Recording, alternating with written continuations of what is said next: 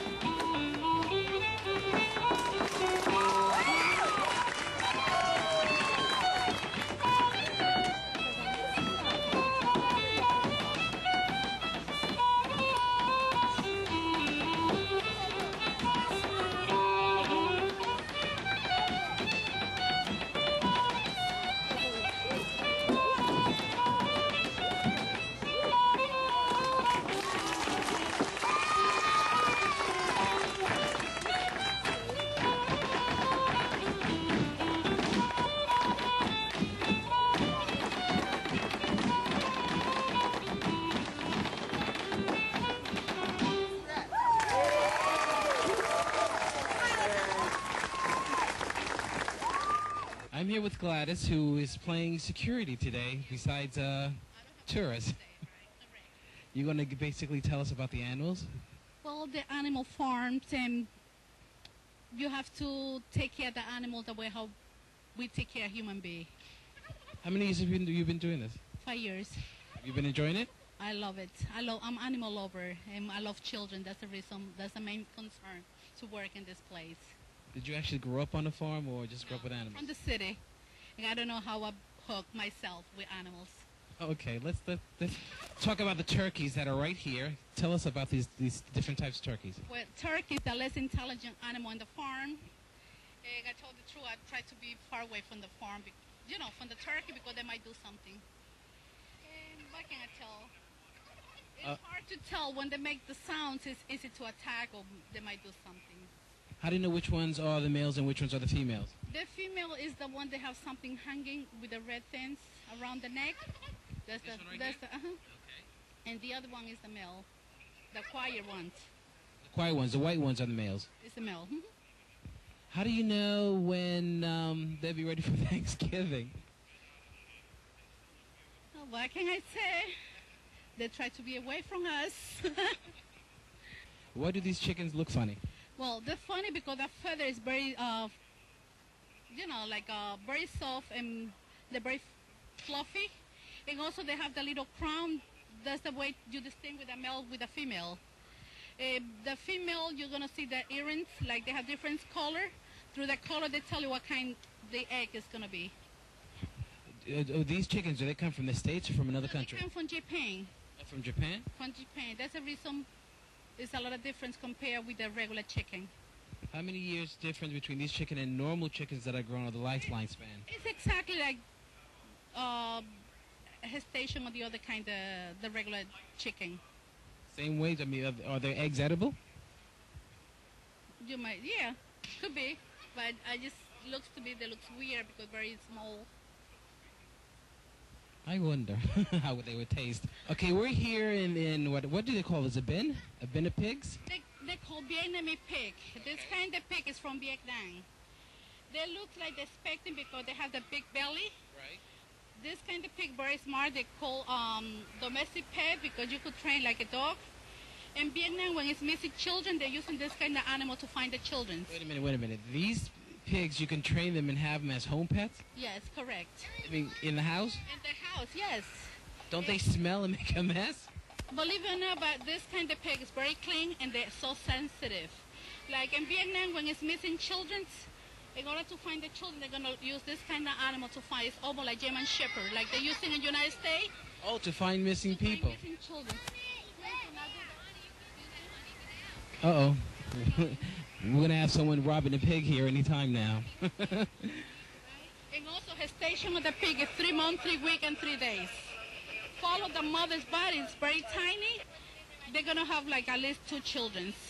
How big do they grow and how they look very small for normal pigs? They're big. They're going to be very small. And What? like in few days, you cannot recognize the mother with the children because they're almost the same size. The same size. What do they actually eat? This is a vitamin and we mix with milk. Is that regular milk? It's a regular milk and then we... fat? No, nothing. Regular milk? Regular milk, and also we have to give water like 3 times a day. Like we have to change the water every like 6 hours, you know, to give fresh water. How do they clean themselves? Pardon me? How do they clean themselves? We have people that take care of the animals and they go around and get all the, you know, the mess. Are these volunteer people? Or they actual, you know, they actually get paid for this? Working, like they pay people to work and do the mess, you know, to clean wherever. For the dances, just in case you care, it's the key of C this time.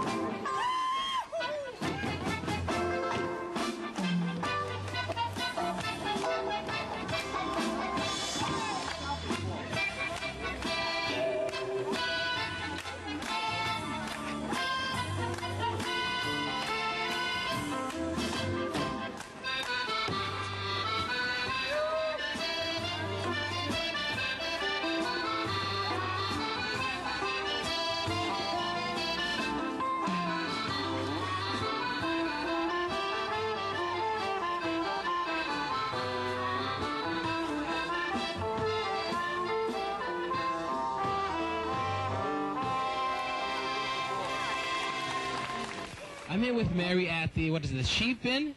This is a sheep bin, right? Sheep pen, and what we do is we give an opportunity for the children to come and pet the animal and feed them, but they are harmless. Even though they jump on them, but they are harmless, they won't hurt them. How long you been with the Queens County Museum? 4 years I've been working for this farm. You enjoy it? Yeah, I enjoy it and I love it. The animals are wonderful. Can we go inside and like interview with the little kids and have them feed the animals for us on TV? Yeah. I'm here with Ashley, who is, how old are you? 10. You're 10 years old. How you like feeding the sheep? I like feeding the sheep. You been around here? What? You're from around here? Yeah, I'm from Flow Park. Park? Yeah. What do you think about the animals? The animals, they're very sweet and very hungry. Do you have pets of your own? Yeah, I have a cat. How old is the cat? 11. 11? Yeah. What's the cat's name? Martini. Uh-huh. Let's feed the sheep. Put some on your hand, see if it'll take. Well, actually, put some on my hand, see. Oh. Let's see if it'll take. Oh, he seems hungry. Yeah, he's very hungry. Okay, thank you very much, okay?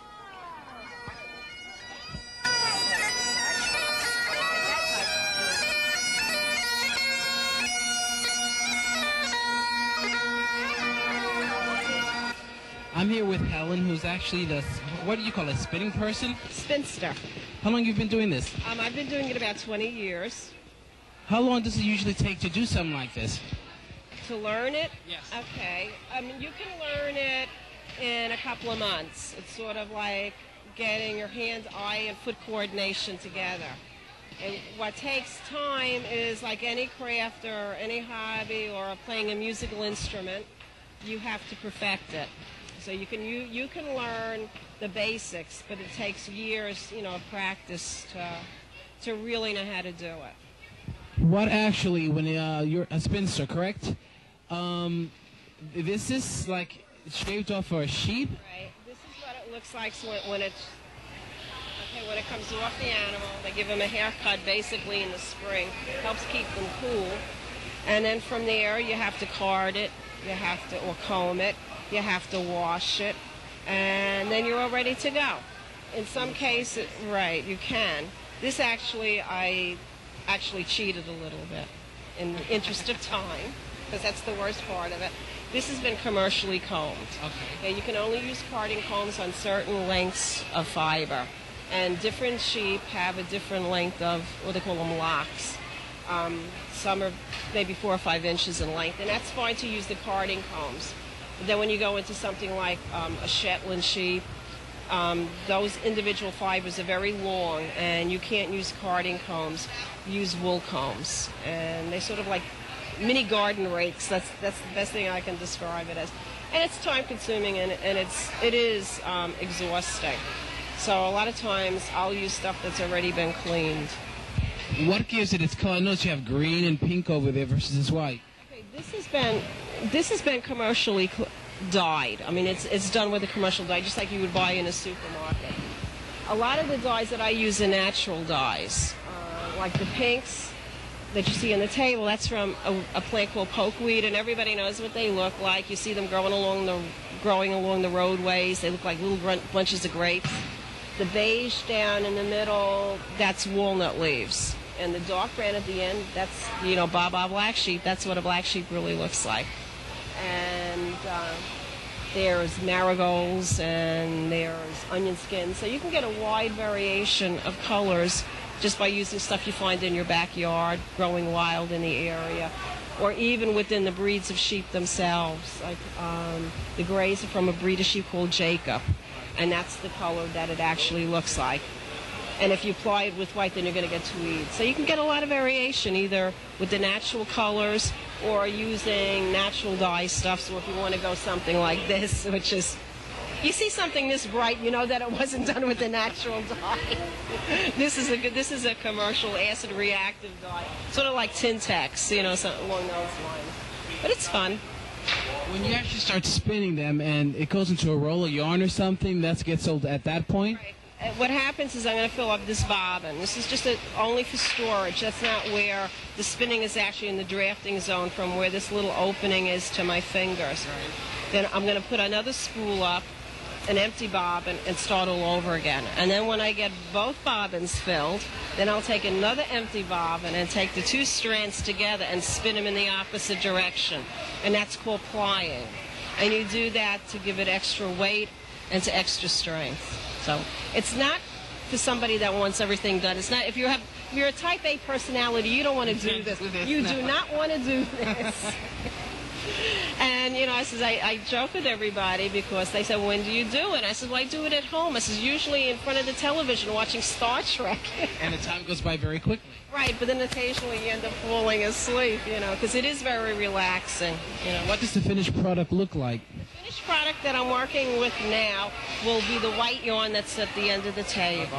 Okay, and it would be a basic sweater yarn. This is what you would call, if you're going to make a fisherman knit sweater, that's what this is. This is what this will end up as. This is actually what it looks like, right? It's like when it's finished. And this would be a basic sweater yarn, because I don't weave. That's another whole room in your house. So. Okay. So that's what I would use this for. And then you can make anything that you would use a knitting yarn for. That's what you would use. Like basically the quilts right across the walls and everything? It's not so much the quilts, but if you go down to the end of the table, there's Afghans. So you could use it for that. You could, if you were a weaver, you would spin it very fine, and then you would do whatever you could blankets, clothing, whatever, suits, whatever you would use wool for. In my case, I don't weave, so I use it for either knitting or crocheting. Okay, thank you very much. We're gonna go take a walk around and see those Afghans, and I hope you have fun. Cause me personally, I don't think I have patience. Okay, take care. We're going to move into the final event of our show. We're going to come out on the pond, and we're going to do a little log rolling. Coming out first is a four-time New York State log rolling champion. Let's welcome Richard Slingerland one more time. Come on out here, Rich. You all set to go here, Rich? Yeah, I am. I got my log rolling shoes on, got my log rolling shirt on. You see that good-looking big old lumberjack right there? Yeah, the guy in red there, Rich? Yeah, that's me. Oh, looking good, Rich, looking good. Yeah. See that guy in the water under the log? Yeah, with just his hand sticking up there, Rich? Yeah, that's my opponent. He doesn't look as happy, Rich. Well, he's wet. Oh, I imagine, but you know, having said all that, Rich, you're going to go get warmed up now? Oh, I guess I forgot to tell you, there's been just a little change of plans for this show here. Yeah, what's that, Rich? Well, you see that pretty little gal there with the red hair? Yeah, in about the second row back there, Rich? Yeah. Well, just before the show, she comes out back there to my truck, and she says to me, she says, "Hey, Rich, would you mind if I take your place and do the log rolling?" What? She said that, Rich? Yeah, that pretty gal right there. What'd you tell her? Well, I says to her, I says, "Lady, that's my job. I'm supposed to do the log rolling." Right, right. Well, then she starts to cry. She's rolling around the grass back there like a little kid throwing a temper tantrum. So, being the nice lumberjack that I am, I said to her, I said, "Lady, if you really want to roll that log, that bad, you can do it, and I'm going out back and watch." What? I don't know, Bob. I have no idea. Oh, I guess I'm not sure here either. Rich? Richard? What? I don't think she's coming out here, Rich. Oh, she changed her mind. Yeah, it must be she changed her mind. But have I got some good news for you now, Rich? Yeah, what's that? You get to do the log rolling. Hey, you can get wet doing that. Nah, you can get wet doing that, Rich, not me. Yeah, that's what I was worried about. You'll be fine. You'll be fine. Okay, here we go, folks. Rich is gonna go get warm. Rich? Richard? What? What are you doing? Oh, I was rolling up my pants just in case the water splashed. Oh, okay, good thinking. Gonna keep your handcuffs dry. Smart thinking that, Rich. We'll let you get all finished up here.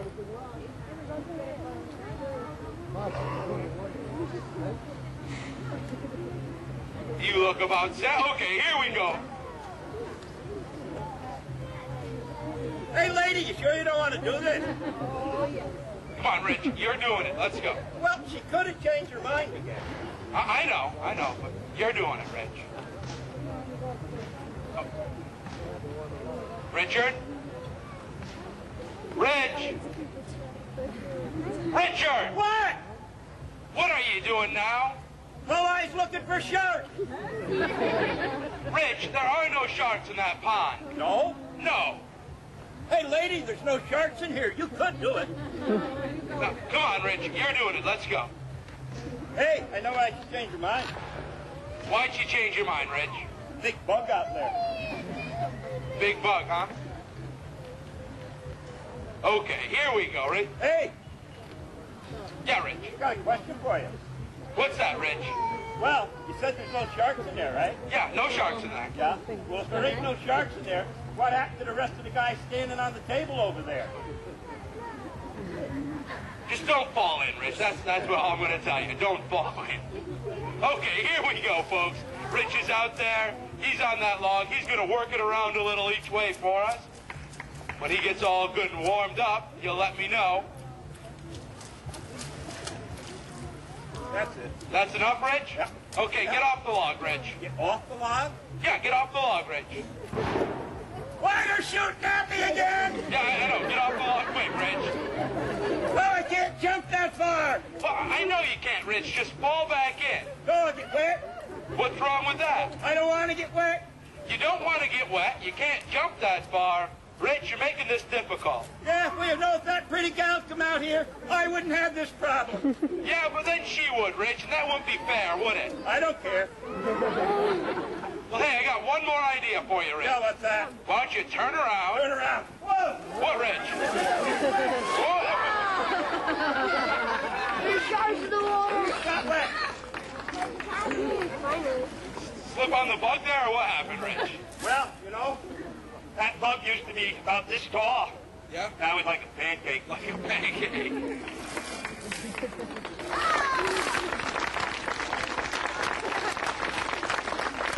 Hey, Rich? What? Rich? What? I got one little piece of advice for you. Yeah, what's that? Next time, roll your pants up just a little bit higher. Well, folks, coming out next is Richard's opponent for this afternoon's match. Let's have a nice hand for Bob Bosco here, folks. Hey, look. What, Rich? Look, What? right here. What? Look, right here. What? Richard! Oh, you all set there, Bob? Yeah. Okay, Bob's gonna go get warmed up for us, folks. No, hold it. Just stop the show right there. What now, Rich? Well, I guess you forgot about that big meeting we had before we came out, didn't you? Oh, yeah, that's right, Rich. Yeah. Well, remember we all decided because Bob there had his own little cheering section? Yeah, you want to get that going, Rich? You're going to let me start his cheer? That's right. All right, I'll do it. Okay, folks, Rich is going to get a cheer going. Help Rich out. Bob's going to get warmed up. Here we go. Bob! Bob!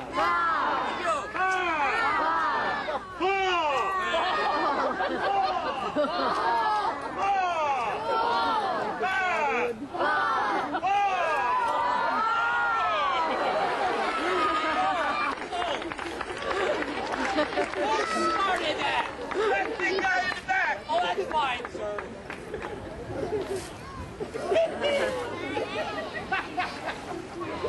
Hey! Yeah, Rich. I think Bob's cinch strap came undone. Yeah, he's... Must have been hard water. Well, Rich, come here. You all ready now, Rich? You ready for what? The contest? The log rolling contest? Oh, yeah, that pretty little gal right there gonna roll again, Bob. Which one? Hey, guys, no! Hey, no! Pretty one, Bob. How about a hug? Pretty one. Hey, guys, no! No, you two guys, you're rolling each other. What? Yeah, each other, Rich. Each other? Each other.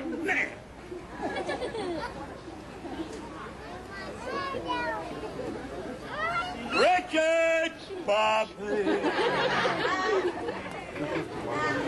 Well, it looks like Rich is all set. He's going to head out to the far end of our log. Which end? Rich, the far end, all the way out. It's not fair. Why isn't that fair, Rich?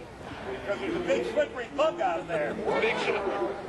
Be fine. Just watch your step, Rich. You'll be fine.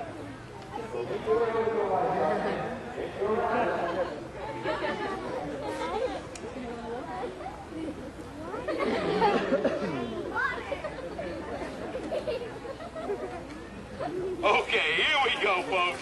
Rich is going to work his way out there.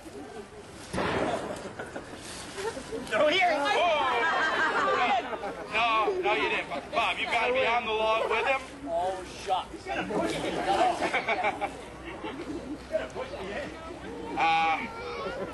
He'll be good.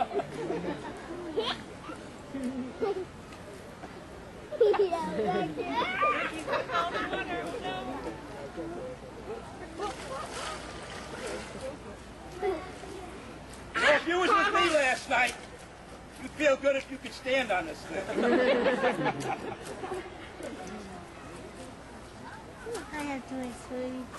Okay, there we go. Rich is around. He's got his balance. And now he's going to hold that log still for Bob. Okay, here we go, folks. It's a contest. Cheer for your favorite. Oh! And there goes Rich off the back of the log. Let's hear it for Bob Bosco, our winner here today. Nice rolling, both you guys. That brings us close to another show. If you would like more information on the Queens County Farm or the Queens County Annual Fair, you can contact them personally at 718-347-FARM. That's 718-347-FARM. And if you have any ideas for any shows, for any future of our shows, you can contact us personally. Our information will be shown at the end. Thank you. Thank